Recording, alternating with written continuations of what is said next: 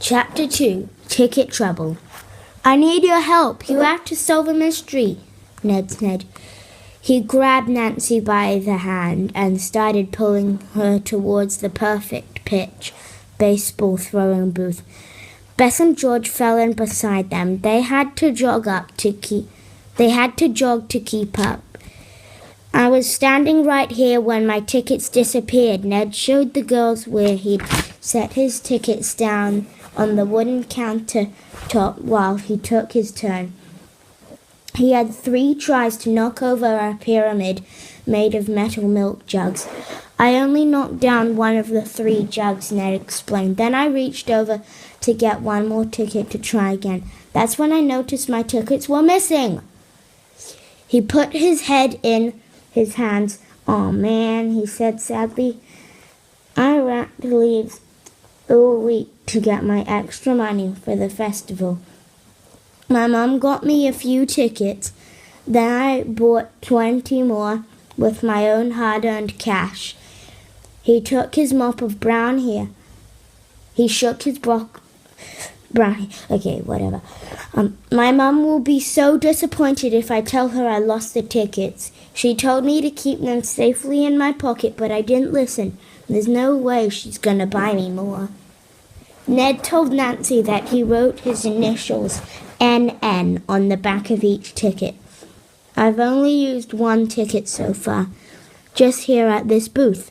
I wanted to win one of those stuffed teddy bears." He pointed at the big prizes behind the counter. "Did you check your pockets?" George asked.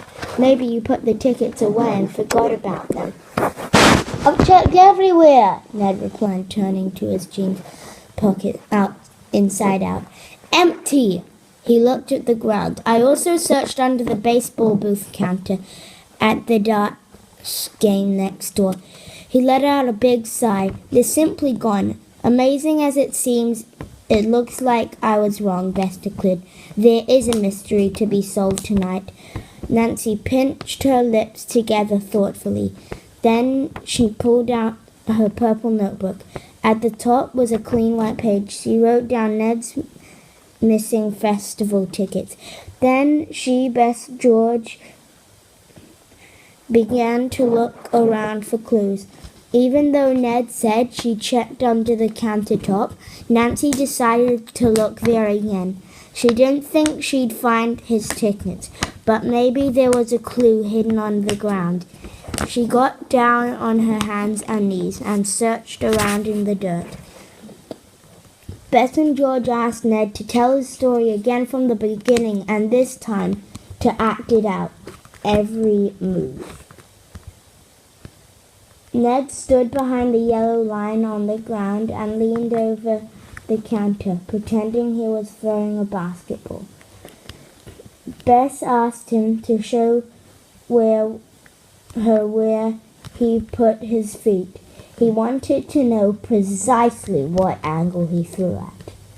"You see," Bess told Ned, "arcade games are fun, but they're rigged so that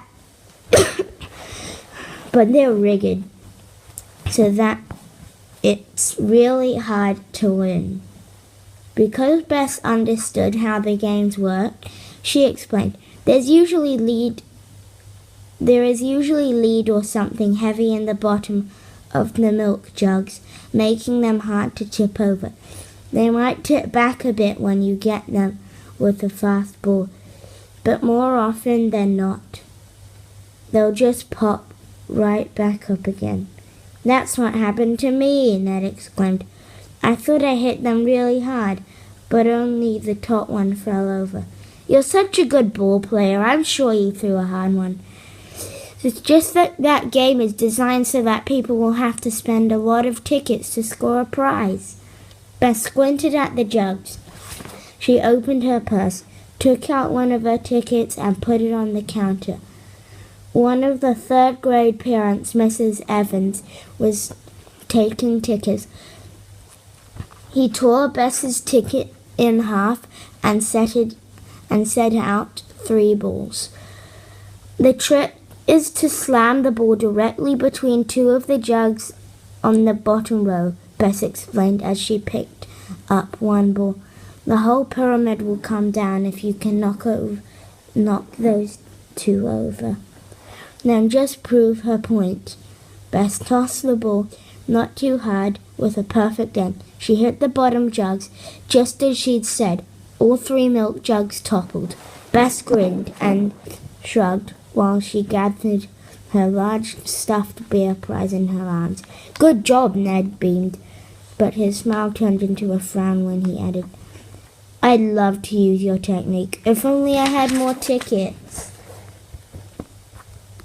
I'm sure I could win a bear if I tried now. Don't worry, Ned, said Bess, trying to cheer him up. We'll find them. Can you show us exactly where you put your tickets while you were playing? George asked. I set them right next to me like this. Reaching out, Ness acted like he was putting tickets on the counter. Then I played the game. He rounded up his pitching arm as if he was about to make a throw, but stopped suddenly as a black crow swooped past. Hey! Ned called after the bird, which had nearly bumped into his arm. That bird is a bad singer and a reckless flyer, Nancy remarked with a laugh. George inspected the countertop. It was made out of wood and painted bright red. Hey, Nancy, check this out, she called after a few seconds of investigating. I think I found our first clue. Nancy peered at the countertop. She saw a long, deep scratch where the red paint has been peeled off. The scratch was exactly in the same place where Ned had said he'd set down his tickets. Nancy thought for a moment. Then he turned to Miss Evans. When was this computer painted?